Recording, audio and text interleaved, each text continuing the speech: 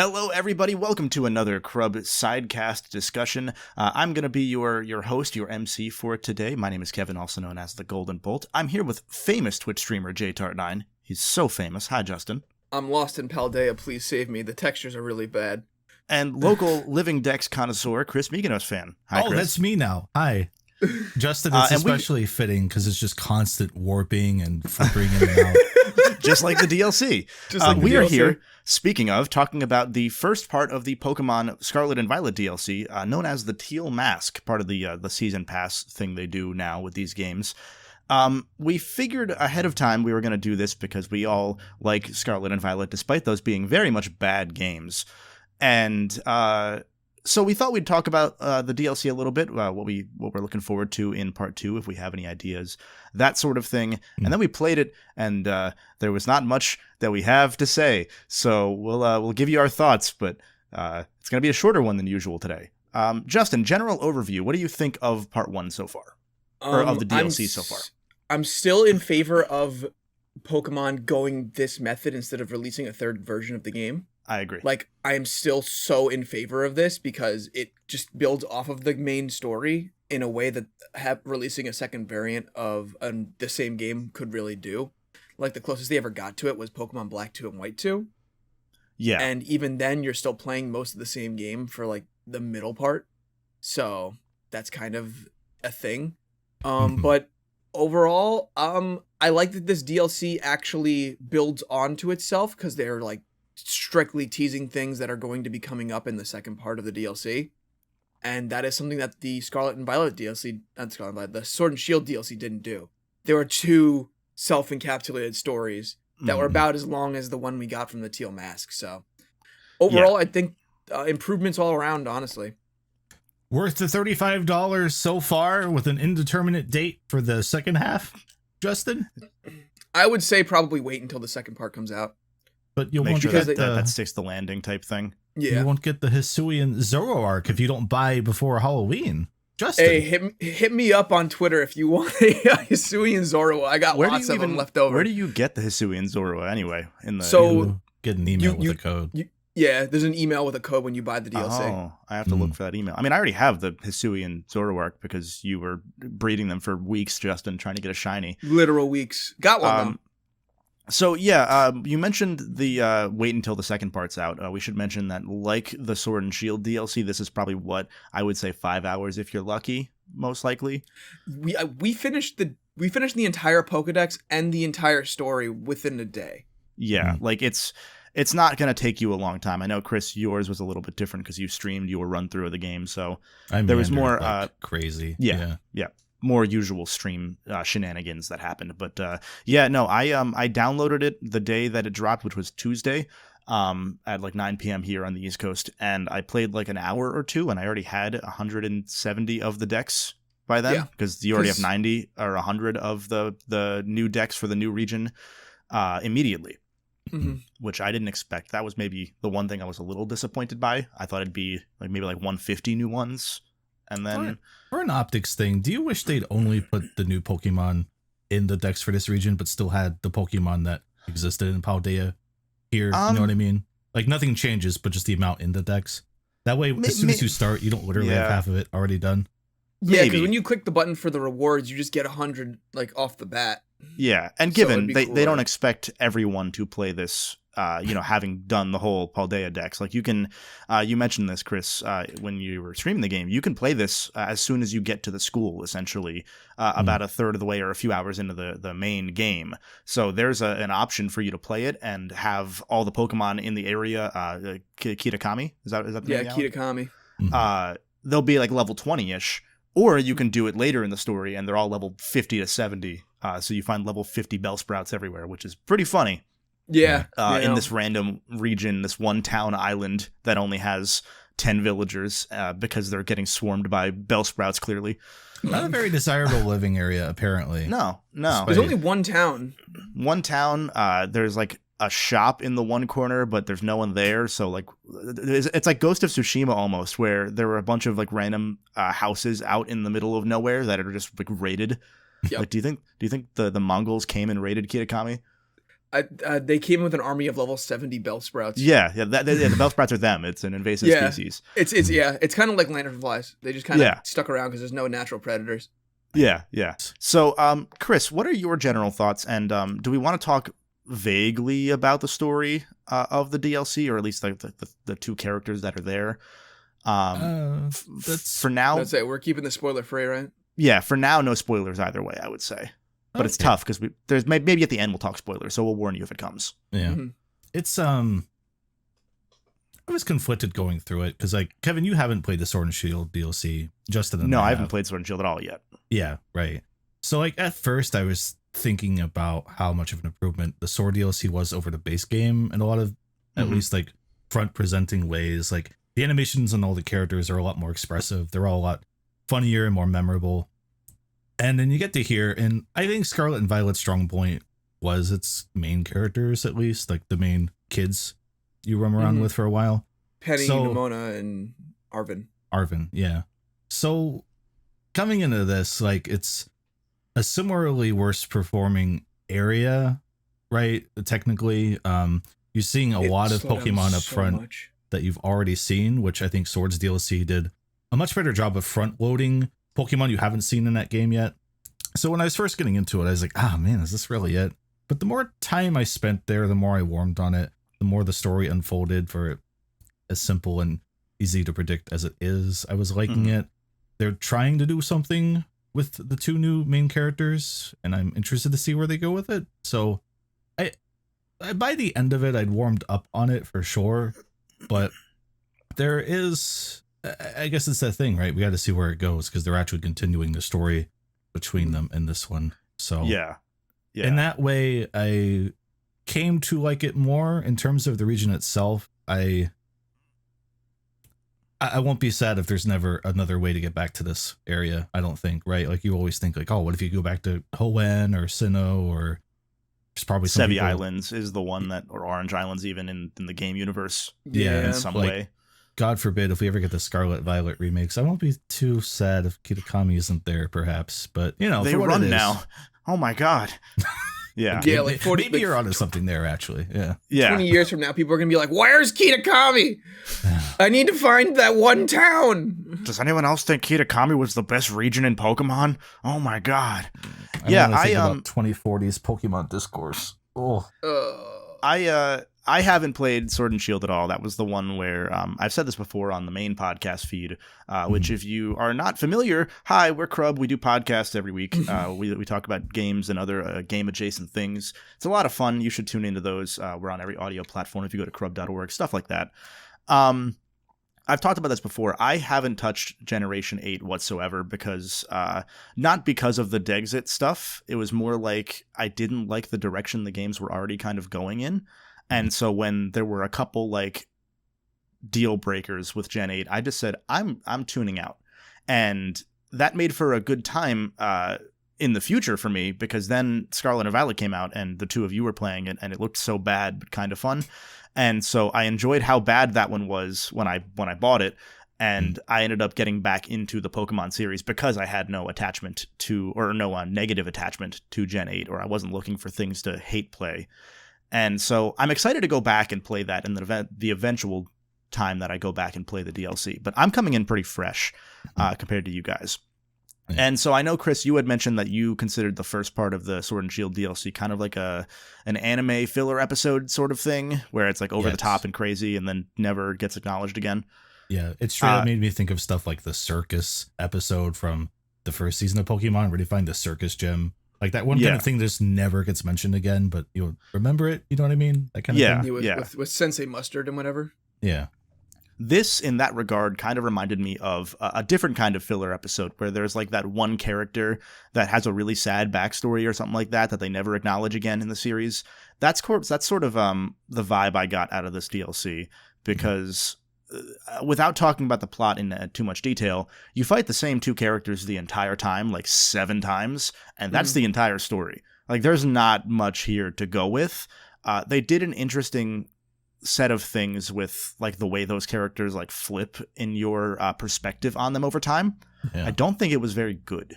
Like, I don't think it's done well, because one character just kind of like super angry and seems to abuse her little brother because of anger issues, and then it flips, and I'm like, well, you didn't earn being cool. Like, what?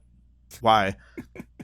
I don't know if I was just reading into it too much, but they even like start teasing a little romantic interest from the character to you by the end of this, and I was like, no, thank you. Yeah, they seem to be a lot older than you too. I'm like, I don't. Yeah, well, and speaking, because Nemona's older than the main character in the main story, so that part, outside of the weird romance thing they were doing, that part doesn't matter to me. What does matter to me is because of the way that you can access this DLC, you might not have met a lot of the main, we'll call them party members, between Penny, Nemona, and Arvin that are in the main story that are really good characters. So they couldn't put them in the DLC because they were afraid that players who didn't get that far would be like, well, why am I working with Arvin? Or why am I working with Penny? Even though you meet them in the first 3 hours of the game anyway. And so they have 3 random kids. And they're literally unnamed NPCs, and one of them just you go on this flight across the planet, and it's pretty cool because from what I understand, Kitakami, if you go there and it's day, and then you fly back to Paldea, it's night because they're on the opposite side of the world. So the day-night cycle is flipped at all times, which is cool if you need to breed an Umbreon, for example, or you need a Gligar to evolve into Gliscor, which Gligar is in the DLC. Yeah, that's kind of cool, but essentially, they just the only reason those characters exist is to be, we flew across the world and then took a long bus ride, and Jimmy here is sick, so you got to go meet the caretaker and get him for us, and that's the whole reason anyone else is there. One and it feels kind of lines of dialogue from one of them is like, "Why am I your messenger? Why am I carrying all your messages for you?" It's like, I don't even know who you are. I didn't ask for this. Yeah, I didn't ask for any of this. I'll also say, because the title of the DLC is the Teal Mask, I maybe expected more of that festival. Can you access that festival time after the one time it's there? Is there a way to get it to happen again? I think anytime it's nighttime, it's a perpetual festival state. Oh, okay, that's a little better then. Because they said that it would be going on for a while. Yeah, that's better because they only use it for one mission, and it's 15 minutes if that. And it's the same sort of thing that the main game runs into, where there's 5 shops and 2 of them are the same on each side. So it's like how in Paldea there's 10 stores in each town and half of them are the same and literally identical. There's 15 Wawas in the corner next to each other. Yep. It runs very much into the same issues that if you didn't like Scarlet and Violet, this ain't gonna change a thing. Absolutely not. I've seen so many people being like, yo, did they patch it? And it's if anything, it's worse now. I've had main game hitches of up to 2 seconds freezing that I never had in 300 hours before now. I think they actively goofed some more things in the process. They made it worse. Yeah. There's a section on the mountain. So Kitakami, it is different than Paldea, but it's kind of just the same regional, not structure, but same design philosophy. There's a center that's kind of the main focal plot point, and then you pendulum swing back and forth. And it's mostly grass is more my point. It's just a bunch of grassland. Yeah. There's one cave that has more than just an entrance. And you're not going to get much more mechanically that you didn't get in Scarlet and Violet. And in the mountain area, my favorite part is that there are a few rocks that just a little hillside, sort of rounded rocks, that have PS1 texture warping, which I don't recall happening in the base game. No, it happened in the base game all the time. So I never noticed it then. It'd be rock faces when you walk towards them, you'd notice them, and they'd just shift right in front of you. It's consistent. I've never seen it that bad as the DLC, at least, because it wouldn't change until you were up next to it. Whereas in the base Scarlet and Violet, they would warp, but usually at a distance because they're popping in the new texture version. They're doing a really bad level of detail adjustment. That's not happening here. It's just bad. But I think if you appreciate Scarlet and Violet for the bad games that they are, performance-wise, it gives you more to laugh at. And I don't think that sounds really negative, because it probably should be. Right. But we're all masochists here, so we just like looking at this fucking dumb game and saying, oh, look, this is how it broke. Here's how it's 10 frames per second again. Oh, you ran into a random fish Pokemon that's floating on land. Cool. Because that happens a lot now. Yeah. You ran into 5 Dondozos, and now the game's running at 15 frames a second. No, I'm talking like Tynamo. Like I never played the Gen Tynamo. 5, but They're not fish. They're technically on land. then why are they It's only bizarre. in water in Paldea? It's bizarre. Like there should be a place in Paldea where they are not just in water, because I know they're not water type. I know they're electric Yeah. type. I think they're in a cave, in like that cave when you're going to the bird. I think it's in that Chargestone cave you can Cave. find Tynamo, yeah. I've found them in grass. I have That's found them great. everywhere. Like I know there are specific spots where they have Pokemon like located, like little pods where they'll show up. Yep. It's much less defined here in the DLC. I'm pretty sure you can find most every Pokemon in most every area.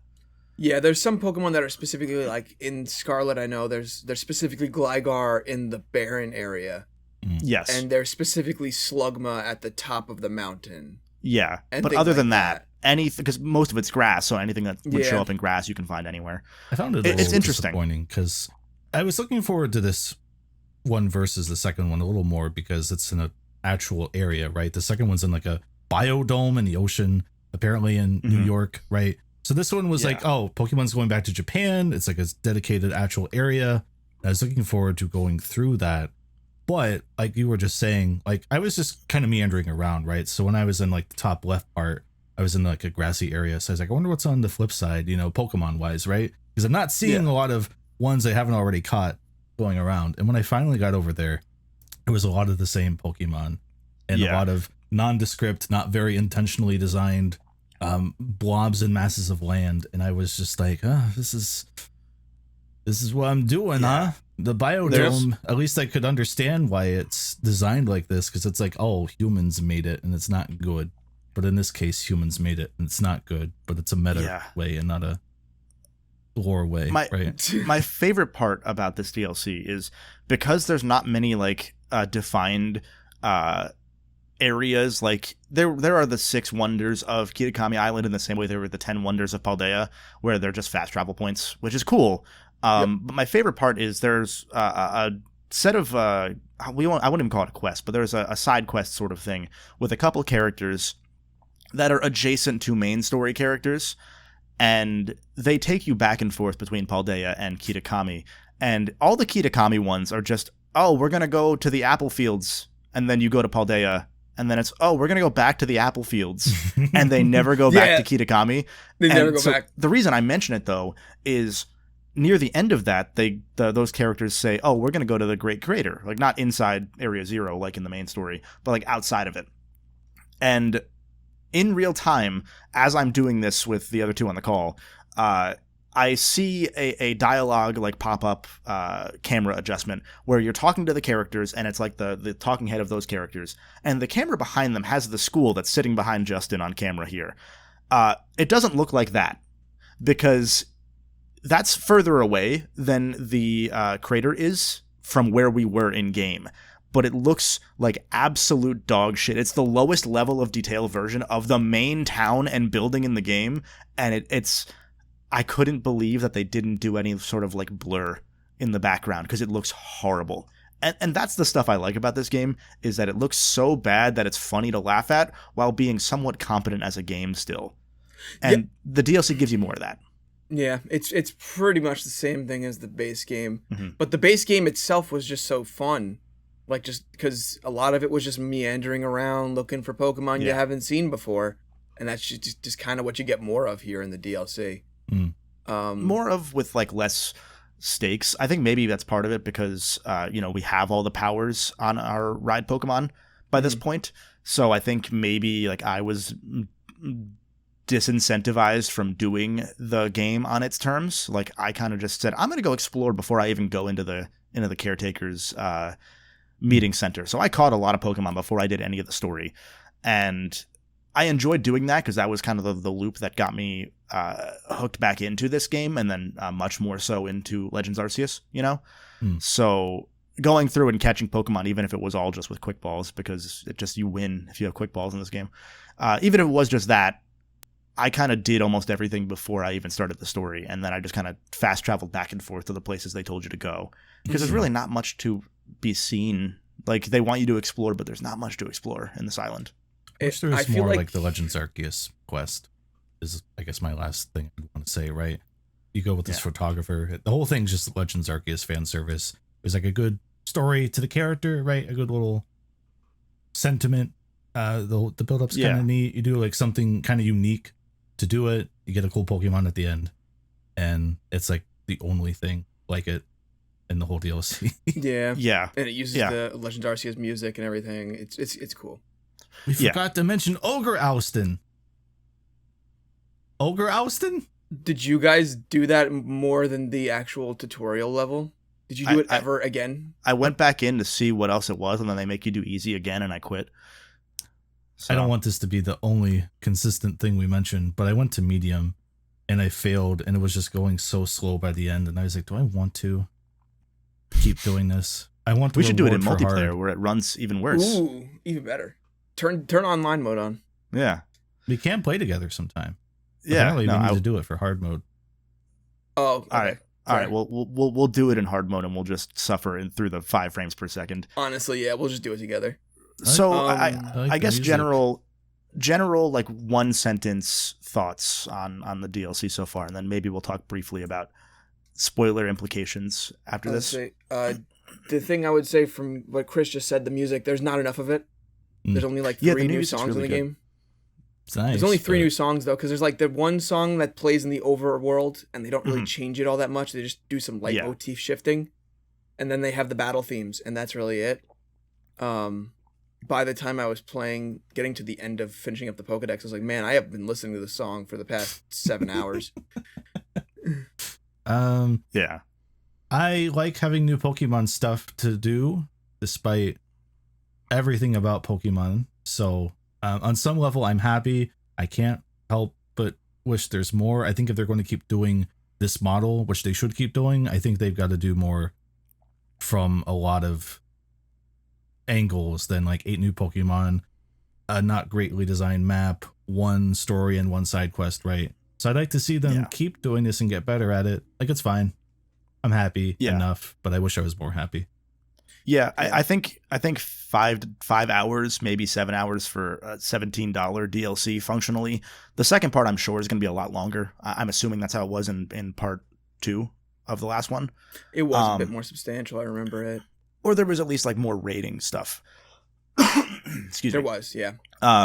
If there was more rating stuff or more end game stuff, which the second DLC is based on the end game, then that could work. I think for me, it's kind of what you guys both said. I think it's I want there to be a little bit more than just fighting 2 people. And given I know that if you fight some of the random trainers in the wild, they have high level Pokemon. Yeah. Which is cool because that's kind of what part of what I wanted out of the first part of the game. But at this point on, I'm not really interested in battling in this game because it just slows the game down. And there's not really like there is another side quest that involves battling a few specific people, which has some rewards, and that one's okay. But I don't know. I don't want to sound too negative on it because I don't think any of us are negative on it. We all like it. I just need to see what happens in the second part. Yeah, it's very dependent on part 2. It just feels like it's a build up to that second part. And all the stuff they showed of the second part really does seem like there's going to be a lot more to do. Like there's going to be like a mini Pokemon League where you have to fight a bunch of different trainers, and you can also call back the gym leaders from Paldea and do a bunch of new quests with them. And then like there's going to be the follow-up for these 2 characters that are in this DLC in the next one because they're all from the same school. Like it's going to be a whole big thing. So I can't be too hard on this. I don't know what is coming in the future. Yeah. Yeah. And speaking of that, very briefly, I guess we'll talk about that, what we want out of part 2 besides the stuff that's been shown off. I guess I'll go first. I want them to actually finish the story they were teasing in part 1, or in the main game, and then also very lightly in part 1. Like I want to understand what the actual lore implications of the paradox is, because I'm afraid they're not going to. And that's been my main thing with this game the whole time is, for those that aren't familiar, again, spoilers here, so maybe tune out. Thanks for watching. Subscribe, hit the like button. Goodbye. At the end of Scarlet and Violet, we're getting there's a huge tease that you guys both have Scarlet, I have Violet, that the other game is something that just doesn't exist, and that all of the Paradox Pokemon are seemingly being created by this entity that's almost, I've been calling it like an El Dorado type thing, where it's the thing that you expect to exist, the thing that you're wishing for, does exist, and they get it perfect every time. Mm-hmm. So, like, for example, the Paradox Pokemon for, let's say, the Tyranitar, the future Tyranitar, Iron Thorns. There's, like, drawings of that are theoretical drawings, and then the actual, like, when you find that Pokemon, it's identical to that. Mm. And my fear is that it's just going to be a weird time travel thing after all, and that they're not going to explain it, and they're just going to leave it, because there's some really cool ideas to be played with where you could have it be, oh, that means that we can think of any creature we want to, and then you fight some really off-the-wall creatures in DLC Part 2 because Briar or whoever is going to be the villain of Part 2. Yeah, Briar's going to be the villain of Part 2, yeah, 100%. The way that she's freaking out about getting into Area Zero, there's no way they don't follow that up. Yeah, and it's just, I think there's so much left on the table that I want them to hit on, but then the way that they've talked about this second DLC part, it doesn't seem like it's actually going to be you going to Area Zero that much, if at all, to another area. Like it seemed like they were teasing it first. They had a trailer that teased, like, oh, and then you're going back into Area Zero to find the real blah, blah, blah, right? So yeah, it was the last one before it released, yeah. That is part of the plan, but I also share a fear that you go down there, there's like 10 minutes total, and it's like, well, you figured it out. It was the turtle. And that would suck after it being the most interesting Act 3 of maybe any Pokemon game. Like, that whole Area Zero act of the game is maybe the coolest thing that Pokemon's done, story-wise, in a long time, if not ever. Mm-hmm. To me, at least. Same. Justin, what do you think that you want out of Part 2 of the DLC? Story-wise. So you have to remember that the entire overarching title of all the DLC is like something, it's like the something of Area Zero. Hidden treasure or something like that. The hidden treasure of Area Zero. It's all about, like, it's all supposed to come back onto that main motif of the title of the DLC. Mm-hmm. So I'm just really expecting them to capitalize on that. Because, like you said, there is a lot of really cool stuff, and they haven't given us the Paradox versions of Raikou and Cobalion.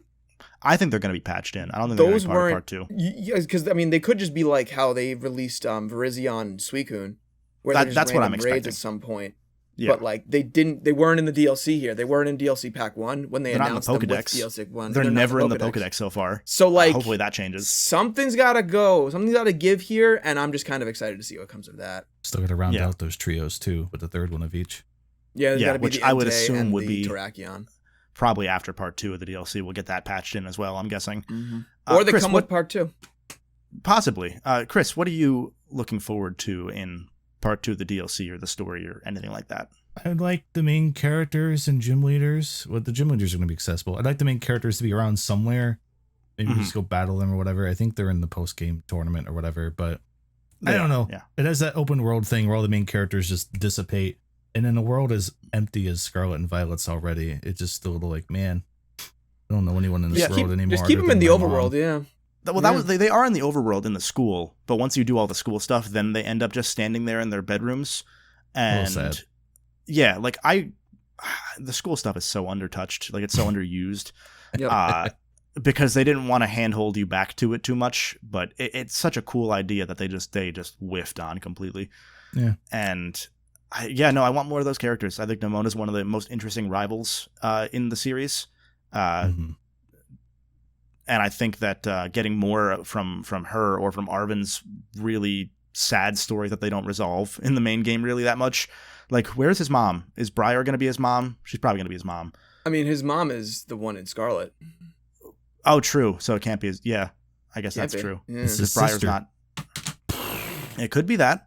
I forgot. So in Violet, it's the dad is the Violet's professor. The dad. Scarlet's the mom. Given they could do a Arven was a in vitro baby sort of thing. Or they could just be like, he's also a robot like his parents are. I hope they don't do that. I was thinking like in Scarlet, it could be that he had two moms instead of having a mom and a dad, which would be an interesting thing for Pokemon to do because they don't usually. And then two dads in the other side. Well, no, because Briar's a woman in Violet, so there would be a mom and a dad. That's not going to be what it is, but I forgot about that, and now I'm thinking that that'd be a cool thing for them to touch on, which I know they won't, but there's going to be some relation to Arven probably somewhere. She just kind of seems like she has that thing about her. Mm-hmm. She has the Terra earrings. There's got to be something going on. Yeah. I hope we have more icons that the Pokemon characters wear and use anywhere, because there's only the Pokeball and now in this region the Terra stuff. There's never any other iconography they ever use. It's like that in Pikachu or Eevee, which I always found funny. It's like if every creature on Earth wore only Mickey Mouse hat ever, and only Mickey Mouse existed. Like that's kind of what it is, and I always like that. It kind of feels like that, right? Anyway, I don't think we have too much more to say about this DLC. I'm sure we'll be back when Part 2 drops to let you know 100%. If they let us down or if they achieved everything we wanted, and that they teased the Unova remakes another 40th time, because I'm sure they will. So, general consensus that we have, it's pretty okay, and we're not angry we spent money on it. Hopefully Part 2 doesn't make us angry we spent money on it. Yeah, if Part 2 can flop. Yeah, and Part 2 very well could with how this game has gone so far. Yeah. So, we'll call it there. I think this will be a shorter discussion unless anyone else has anything they would like to say. No. Nope. I think cool. We're holding Justin up also. So I do, but I don't. Yeah. So we'll talk more about it in Part 2. Anything we left behind when that comes out in like 6 months or whatever. We will see you next time for a regular edition of the CRUBCAST coming up next after this. If you are not subscribed, you should subscribe. You should tell all your friends, or I'm going to break your kneecaps. Hell yeah. Bye. Bye.